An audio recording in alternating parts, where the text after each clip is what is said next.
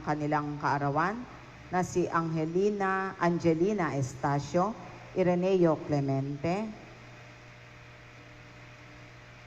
at para sa maaga ring pagaling ni Angelica Velasquez.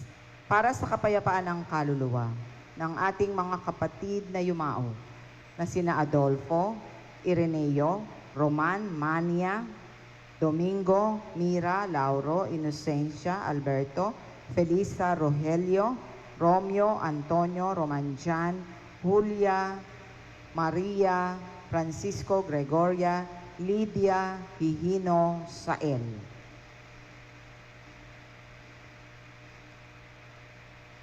Atanasio, Iluminada, Amado, Zenaida, Jaime, Eleonor, Josefina, Milo, Aguida, Mercy, Corazon, Romeo, Mark Lawrence, Leonor, Alejandro, Marta, Eugenio, Moises, Elena, Manuel, Anisheta, Esperanza, Maria Cecilia, Francisco, Maria Inosaria, Roman, Gloria, Milagros, Normelito Jr. at Sr., Jana Vielca, Raquel Antonio Sr., Abe, Amelia, Zita, Ricardo, Herbert, Roque Sr., Estrella, Stephen, Anita, Chelsea, Doroteo, Arnaldo, Ana Corita, Carmina, Bernard, Alicia, Leon, Adoracion, Lydia, Samuel, Felicidad, Mario, Dominador, Cornelio, Wilfredo, Roque, Clarita, Edgardo, Liceo, Maxima, Herman, Margarita, Victoria, Ruben, Leoncia, Paulina Sotero, Camille Pasito, Renato, Ramon Sr., Mark Lotlot, Mercy, Judge Baby, Peter Paul Patrick, Ernesto Sr., Ricardo, Ruben, Enita, Gary, Severina, Jacinto, Dionisia, Efren, Romeo, Salvador, Maria, Dominador, Felicidad, Domingo, Rosario, Crisanta, Simeon, Honorato, Basilia, Guillermo, Moises, Pitang, Pipi, Macaria, Ernesto, Ermelinda, Estelita, Gregorio, Angel, Teresita, Honorato, Basilio, Jose, Rodante, Claudio, Jose, Karina, Sabina, Seferin, Isidora, Alberto Sr., Andres Sr., Luciano, Aurea, Victoria, Tomas, Adrian, Rodi, Claudio, Rodante, Ramon, Hasmin, Lydia, Mariden, Doreta, Oscar, Clemencio, George, Josefina, Carmelita, Nomer, Joel Francis, Emerito, Rene, Marites, Marcelito, Mark Anthony, Richmond, Laureano, Ireneo, Jerby, Consolacion, Gloria, Carlos Sr., Father Adrian, Maximina, Ofelia, Pablito, Santiago, Escolastica, Rolando, Ruben, Emerenciana, Florinda, Nazario, Noel, Serapio, Miguelito, Pedro, Father Frank, Nilda, Henry, Jimmy, Rodolfo, Mabel, Honorio Jr., Teodora, Jose, Francisca, Porfirio, Rodrigo, Reynaldo, Avelina, Reynald, Leoncia, Orlando, Roberto Sr., Ernesto, Rafaela, Consuelo, Pablo Sr., Rufina, Clemente, Antonio, Margarita, Amelito, Benito, Juliana, Rafael, Marciano, Leonardo, Emerson, Ponciano, Lolita, James Perry, Danilo, Florinio, Felix, Agustina, Horace, Elmer, Jose, Marta, Pedro, Cecilia, Filomena, Azucena, Oscar, Edgardo, Estrelita, Leon Mario, Violeta, Librada, Abelardo, Marina, Dexter, Leonel, Catalina, Arner, Rizalin, Bayani, Mendrado, Nestor, Esther, Delphine, Rosario, Felix, Elisa, Julito, Belinda, Myra Jean, at lahat ng mga kaluluwa sa purgatorio.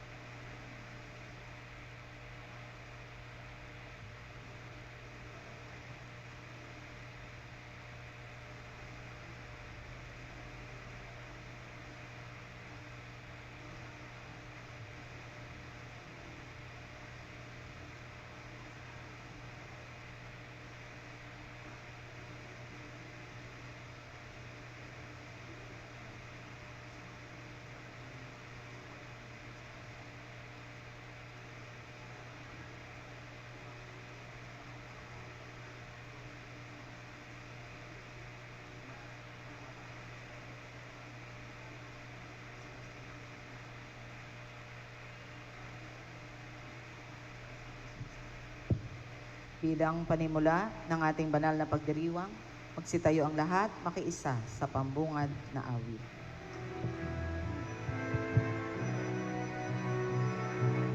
Sanang aming puso, turuan mo mag-alala sa bawat pagkukuro, lahat ay magkayaman.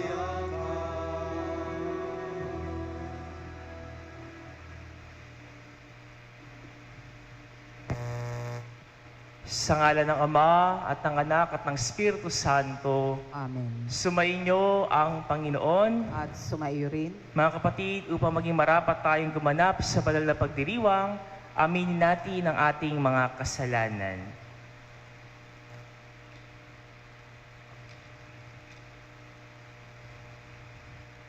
Sinugong tagapagpagaling sa mga nagsisisi, Panginoon, kaawaan mo kami.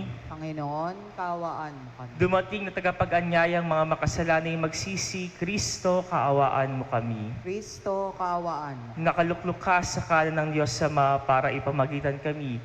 Panginoon, kaawaan mo kami. Panginoon, kaawaan mo kami. Kaawaan tayo ng makapangyarihang Diyos. Patawarin tayo sa ating mga kasalanan at patnubayan tayo hanggang sa buhay na walang hanggan. Amen. Manalangin tayo. Ama naming makapangyarihan, ipagkaloob mong aming magampanan ang kasalukuyan ng pagkapakasakit ng aming pong mahal upang kami pagindapating magkamit ng ibinungam nitong kapatawaran sa pamamagitan ni Jesucristo kasama ng Espiritu Santo magpasawalang hanggan. Amen.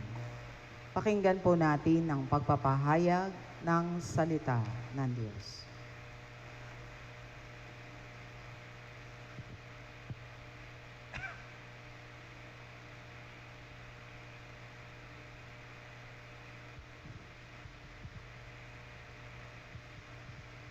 Ang salita ng Diyos mula sa aklat ni Propeta Isaías.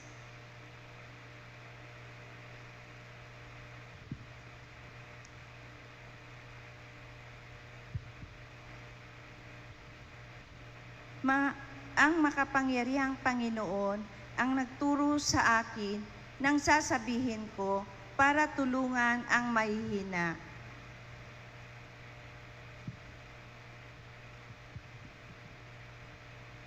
Ang salita ng Diyos mula sa aklat ni Propeta Isaías. Makinig kayong mga taong naninirahan sa malalayong lugar. Pinili na ako ng Panginoon bago pa isilang, at tinirang niya ako para siya'y paglingkuran. Mga salita ko'y ginawa niyang sintalas ng tabak. Siya ang sa akin laging nag-iingat. Ginawa niya ako parang matulis na palaso, na anumang oras ay handang itudla. Sinabi niya sa akin, Israel, ikaw ay lingkod ko, sa pamamagitan mo, ako'y dadakilain ng mga tao. Ngunit ang tugon ko, ako ay nabigo sa aking pagsisikap, hindi nagtagumpay, gayong ibinuhos ko ang aking lakas. Gayon pa may, itinitiwala ko sa Panginoon ang aking kalagayan, na ako'y gagantimpalaan sa aking nakayanan. Bago pa ako ipanganak, ay hinirang na ng Panginoon. Pinili niya ako para maging lingkod niya, upang tipunin ang mga nangalat na mga Israelita, at sila'y ibalik sa bayang Israel. Binigyan ako ng Panginoon ng karangalan. Sa Kanya nagbubuhat ang aking karangalan. Sinabi ng Panginoon sa akin, Israel na aking lingkod, may mas mahalaga pa akong ipagagawa sa iyo. Bukod sa pagpapanumbalik sa mga Israelitang nalabi, ay gagawin kitang tanglaw ng mga bansa, upang lahat sa daigdig ay maligtas. Ang salita ng Diyos. Salamat sa Diyos. Salmong tugunan, Patuloy kong isasaysay ang dulot mong kaligtasan. Patuloy kong isasaysay ang dulot mong kaligtasan. Sa iyo lang, Panginoon, lubos akong nananalig. Huwag mo akong pababayaang mapahiya at mapalupig. Tulungan mo ako, ngayong yamang ikaw ay matuwid. Ako sana ay sagipin, sa daing ko ay makinig. Patuloy kong isasaysay ang dulot mong kaligtasan. Ikaw nawa ang muog ko at ligtas na kakanlungan. Matatag na kublihan ko at matibay na sanggalang. Sa lahat ng masasama, O Diyos, ako'y ipaglaban. Sa kuko ng mababagsik, huwag mo akong pababayaan. Patuloy kong isasaysay ang dulot mong kaligtasan. Panginoon, sa iyo ko inilagak ang pag-asa. Maliit pang bata ako, sa iyo may tiwala na. Sa simula at mula pa, wala akong inasahang mag-iingat sa sarili, kundi tanging ikaw lamang, kaya naman ikaw poon pupurihin araw-araw. Patuloy kong isasaysay ang dulot mong kaligtasan. Pagkat ikaw ay dakila, patuloy kong isasaysay, maghapon kong ihahayag ang dulot mong kaligtasan. Sa pulpa sa pagkabata, ako'y iyong tinuruan, hanggang ngayoy sinasambit ang gawa mong hinangaan. Patuloy kong isasaysay ang dulot mong kaligtasan. Magsitayo ang lahat. Nagpupuri kami sa iyo, Hari naming Heso Kristo, masunurin kang kordero sa katubusan ng tao, hain sa krus ang buhay mo. Sumainyo ang Panginoon, At sumaiyo rin, ang mabuting balita ng Panginoon ayon kay San Juan. papuri sa iyo, Panginoon.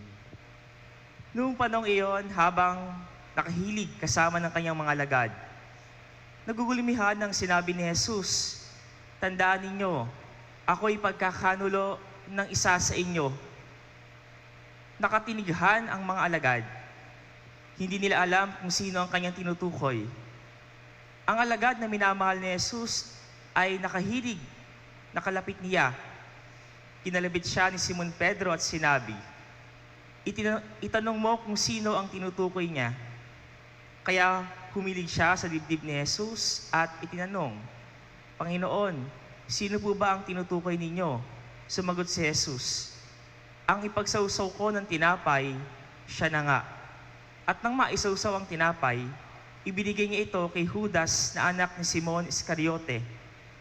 Nang matanggap na ni Judas ang tinapay, si Satanas ay pumasok sa kaniya. Sinabi ni Jesus, "Gawin mo na ang gagawin mo." Ngunit isa man sa mga kasalo niya ay walang nakaalam kung bakit niya sinabi ito, sapagkat si Judas ang nag-iingat ng kanilang salapi. Inakala nilang pinabibili siya ni Jesus ng kakailanganin sa pista o kaya pinagpapalimos sa mga dukha. Nang makain na ni Judas ang tinapay, siya ay umalis. Gabi na noon.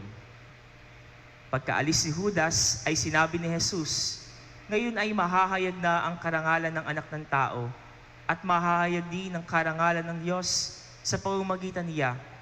At kung mahayag na ang karangalan ng Diyos, ang Diyos naman ang maghahayag ng karangalan ng anak at gagawin niya ito agad.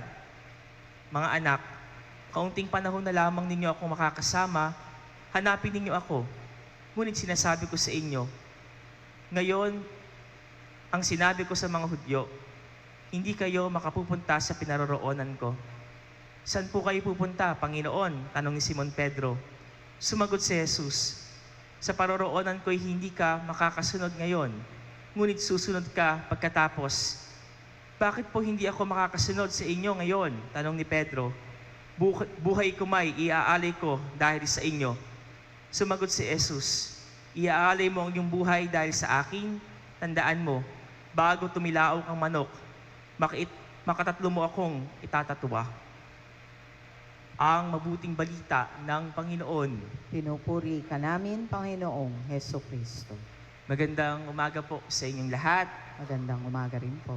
Mga kapatid, tayo po ngayon ay nasa mga mahal na araw na po na kung saan ay sa linggong ito, no, ay sinasaliwa natin yung pagmamahal sa atin ng ating Panginoon sa pamamagitan ng kanyang pagpapakasakit, kamatayan, nahahantong sa kanyang muling pagkabuhay. At sa ating ebanghelyo, mga ginigilo kong kapatid, ay narinig po natin yung pagkakanulo ni Judas sa ating Panginoong Jesucristo. At ang eksenang ito ay nangyari nung huling hapunan. At mga ginigilong kapatid, binanggit ni Jesus during the Last Supper na inimbrihan niya na merong magkakanulo sa kanya. At yung magkakanulo sa kanya ay manggagaling pa sa kanyang mga alagad. Iyon ang nakakalungkot.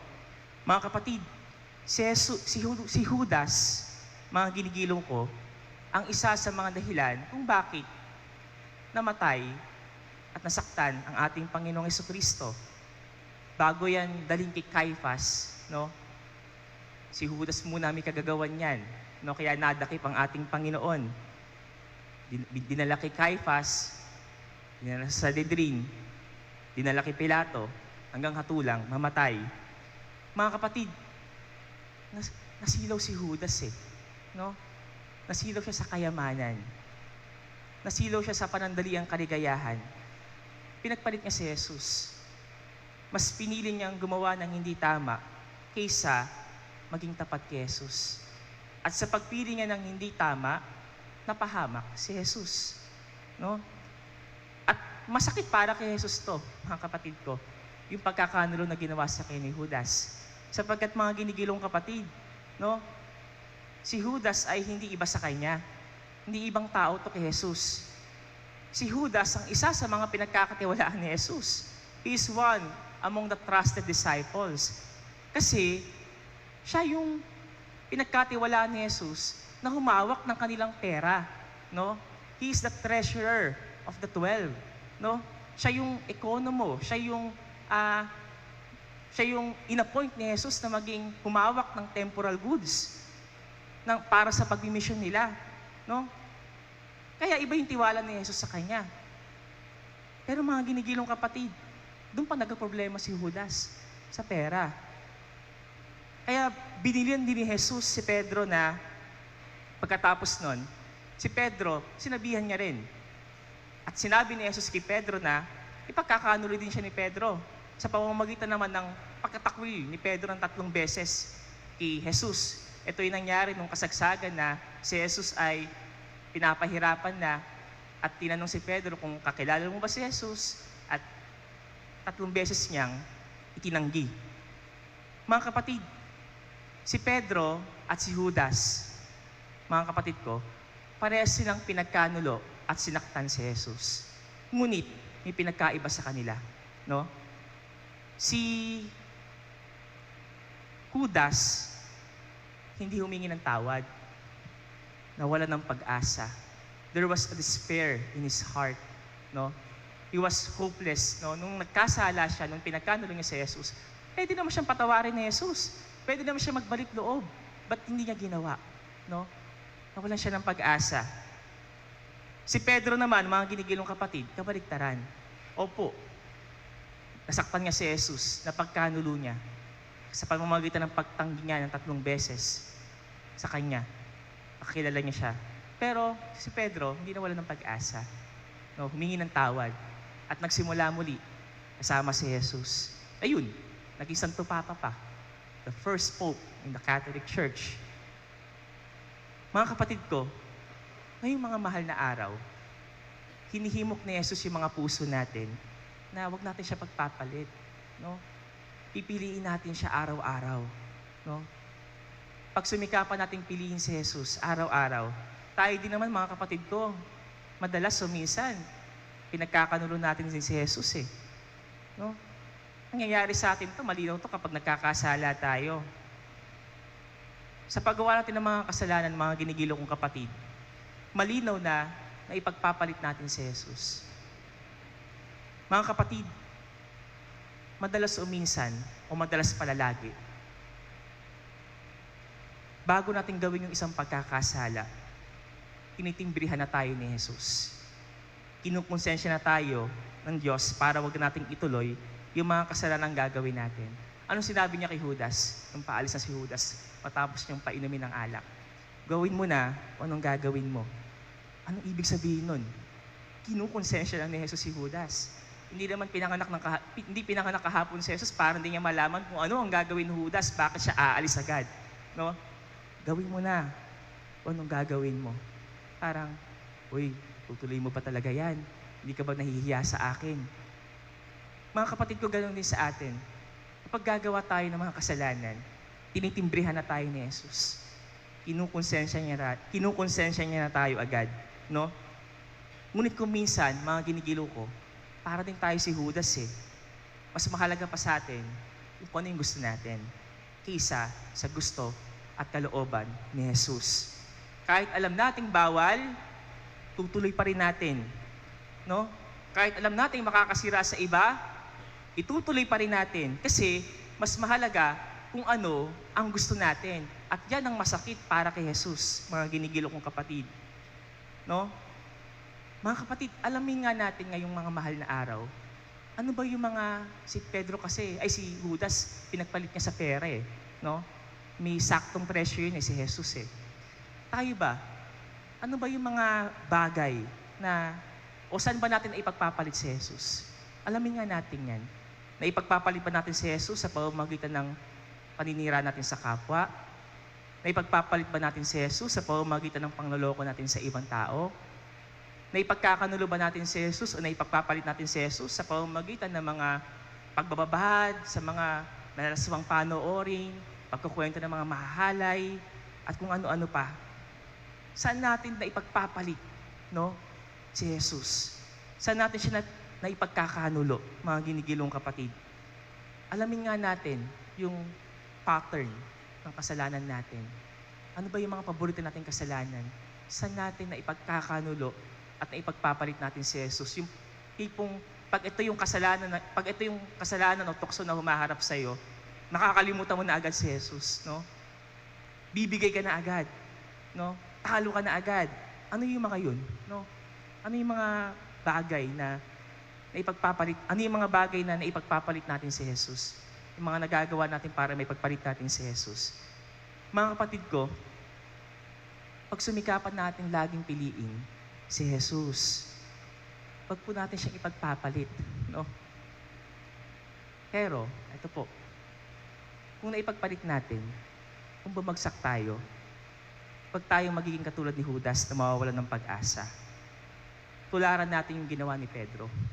Meron pa rin consolation dito sa Ebanghelyo dahil kay Pedro. Si Pedro, na ipagkanulo niya man si Jesus, no? Ngunit si Pedro, mga ginigilong kapatid, ay humingi pa rin ng tawad kay Jesus. Sa makatuwid, bagamat siya nagkasala sa paghingi ng tawad kay Jesus, bandang huli, si Jesus pa din ang pinili niya. No? Peter eventually chose the Lord. No? Si Jesus pa rin yung pinili niya sa huli. Mga ginigilong kong kapatid, no? Kung naipagpalitan natin si Jesus sa mga kasalanan na gagawa natin, humingi tayo ng tawad, mangumpisal, at magsimula muli kasama si Jesus. Ang ating paghingi ng tawad kay Jesus at pagsisimula muli kasama si Jesus ay mga senyales na pinipili din natin siya. No? Ito yung pagbawi natin kay Jesus. Hindi natin pinili na ipagpalit natin sa kasalanan. Sa paghingi natin ng tawad sa Kanya, sa paglapit natin sa Kanya, pinipili natin siya muli. No? Mga ginigilong kapatid, may kanta nga, di ba? Araw-araw, pipiliin ka sa araw-araw. No? Araw-araw, pipiliin ka sa araw-araw. Huwag nang mawala sa araw-araw. Mga kapatid, ito rin sana yung awit natin kay Jesus. Araw-araw, pipiliin kita. Hindi kita pagpapalit. Mga kapatid ko, ngayon po ay sasariwain namin yung pangako namin nung kami inordenahan. Mamaya, alas 9. Pagdasal nyo din po kami mga pari na araw-araw, pipiliin namin lagi si Jesus. hindi namin siya dapat ipagpalit kahit kanino at kahit sa iba. Amen.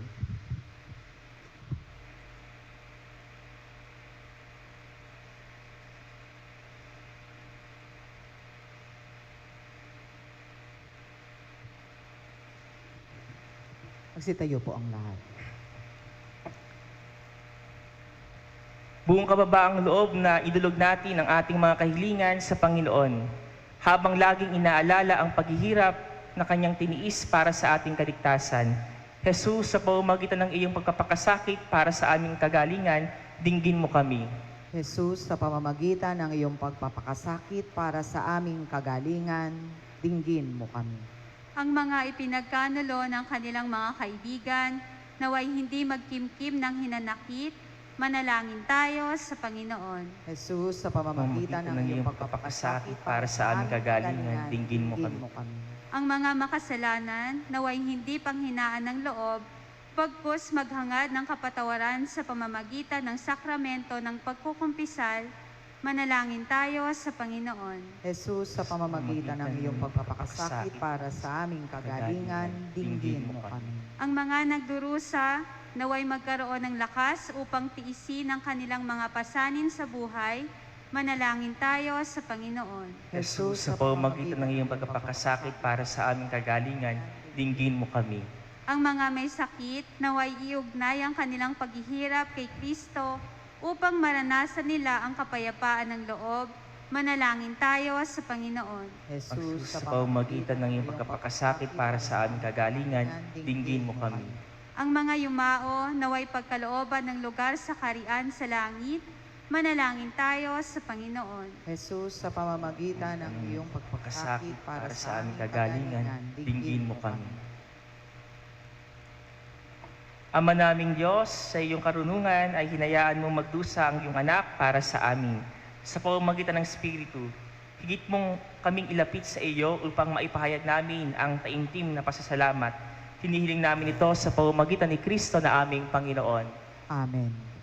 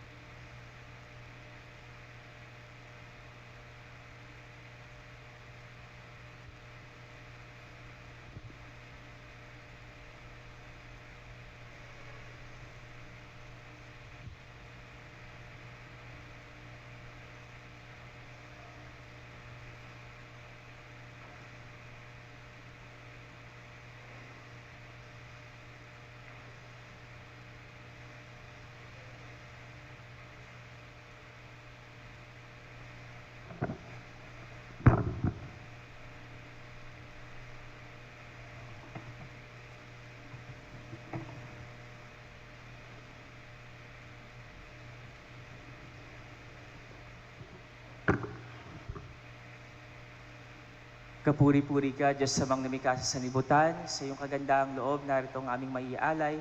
Mula sa bunga ng aming paggawa, ang tinapay na ito upang maging pagkain nagbibigay buhay. Kapuri-puri ka pong may kapal Ngayon at kailanman.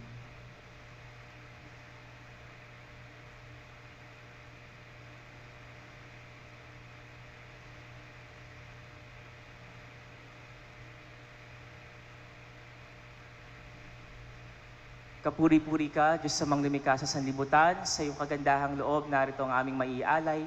Mula sa katas ng ubas ng aming paggawa, ang alak na ito upang maging inuming nagbibigay espiritu. Kapuri-puri ang pong may kapal, ngayon at Sa kailanman. mga tanggapin mo ngayong pagsisisi.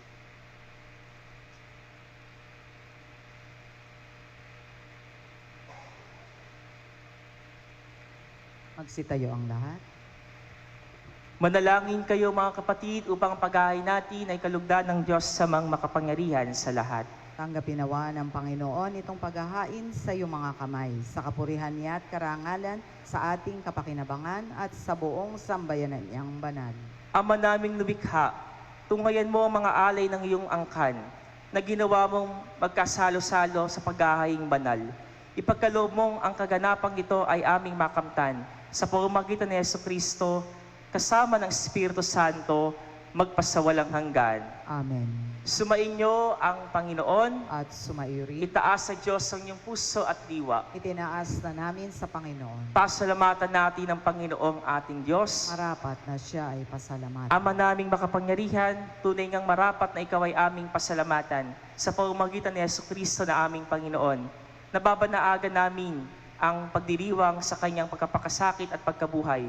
Malulupig na ang dating pagsuway sa pag-ako sa kanyang kusang loob na katapatan at magaganap na ang pag-aalala sa aming pag-anib sa iyong tinubos na angkan. Kaya kaisa ng mga anghel na nagsisiawit ng papuri sa iyo nang walang humpay sa kalangitan, kami nagbubunyi sa iyong kadakilaan. Santo, Santo, Santo, Panginoon Diyos ng mga hukbo, napupuno ang langit at lupa ng kadakilaan mo, o sana sa kaitaasan. Pinagpala ang naparirito sa ngalan ng Panginoon, o sana sa kaitaasan. Ama naming banal, ikaw ang bukhal ng tanang kabanalan. Kaya't sa pamamagitan ng iyong Espiritu, gawin mong banal ang mga kaloob na ito, upang para sa amin ay maging katawan at dugo ng aming Panginoong Hesukristo. Bago niya pinagtiis ang kusang loob na maging handog, hinawakan niya ang tinapay.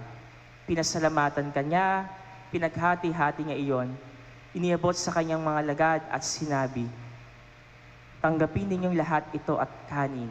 Ito ang aking katawan na ihahandog para sa inyo."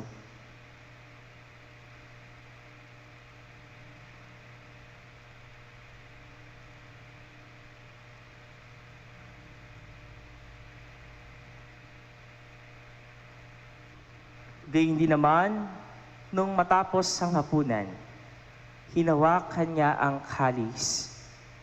Muli kanyang pinasalamatan, iniabot niya ang kalis sa kanyang mga lagad at sinabi, "Tanggapin ninyong lahat ito at inumin. Ito ang kalis ng aking dugo, ng bago at walang hanggang tipan.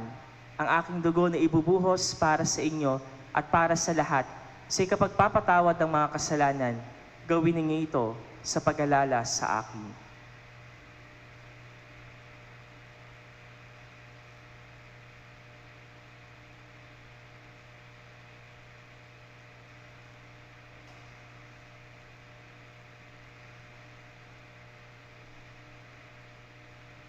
Ipagbunyi natin ang misteryo ng pananampalataya. Si Kristo'y namatay, si Kristo'y nabuhay, si Kristo'y babalik sa wakas ng panahon. Ama, ginagawa namin ngayon ang pag-alaala sa pagkamatay at muling pagkabuhay ng iyong anak. Kaya't iniaalay namin sa iyo ang tinapay na nagbibigay buhay at ang kalis na nagkakaloob ng kaligtasan. Kami nagpapasalamat dahil kami iyong minarapat at tumayo sa harap mo para maglingkod sa iyo. Isinasamo namin kami magkasalo-salo sa katawan at dugo ni Kristo ay mabuklod sa pagkakaisa sa pamamagitan ng Espiritu Santo.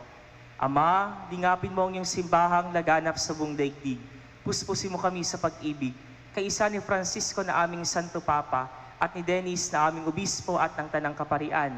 Alalahanin mo rin ang mga kapatid naming nahimlay nang may pag-asang sila'y muling mabubuhay, gayon din ang lahat ng mga pumanaw.